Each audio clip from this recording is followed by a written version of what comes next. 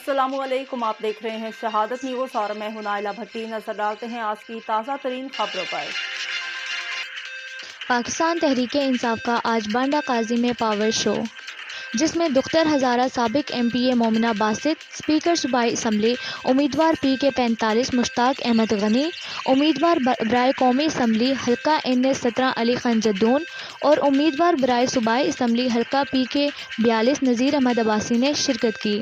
سابق M P اے مومنہ باسط نے عوام سے تحریک انصاف کے حق میں ووٹ ڈالنے کی اپیل کی۔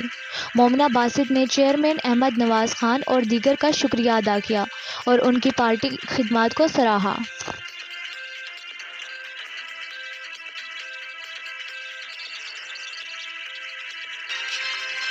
اب تک کے لیے اتنا ہی۔ مزید خبروں اور اپڈیٹس کے لیے دیکھتے رہیے شہادت نیوز۔ ہمارا فیس بک پیج لائک اور یوٹیوب چینل سبسکرائب کرنا نہ بھولیے گا۔ اللہ حافظ۔